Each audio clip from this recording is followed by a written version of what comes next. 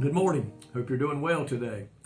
What an awesome day it is to know the Lord and to be a servant of His and to worship Him and desire in our heart to live for Him. And I want to talk about that today in Psalms chapter 37, one of my favorite books in the Bible. And in verse 4 and 5, the psalmist David writes, "Delight thyself also in the Lord, and He shall give thee the desires of thine heart. Commit thy way unto the Lord. Trust also in Him, and He shall bring it to pass." To delight oneself in the Lord is to desire and enjoy the nearness of His presence and the truth and the righteousness that is found in His Word. And if you look at these two verses, it shows that the first thing that must happen is from us. First it says, delight thyself in the Lord. In other words, we have to get closer to the Lord. Delight means to love something and to desire something and to want something more than anything else. And he says, when you delight yourself in the Lord, when we do that, it says then that He will give us the desires of our heart. And that's what it says. To delight yourself is to desire and enjoy the nearness.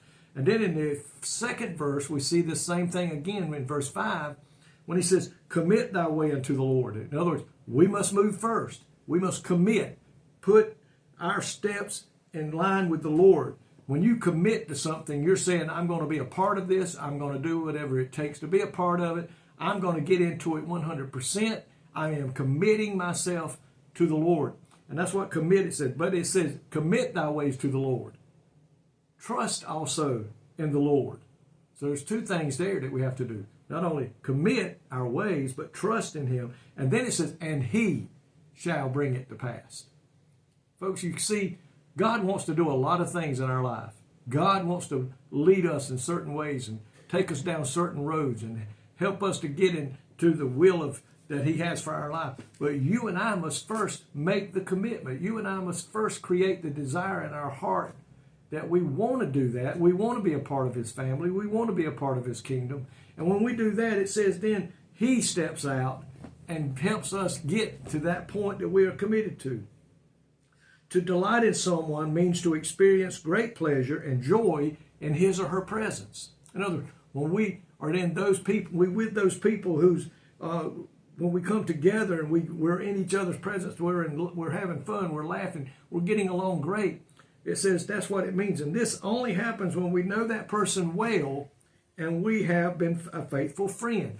How do we delight in the Lord? We get to know more about Him. We take in everything we can take in from the Word of God, that we may know more about God. And the more we know about God, the better we get at being a part of His family and a part of His kingdom.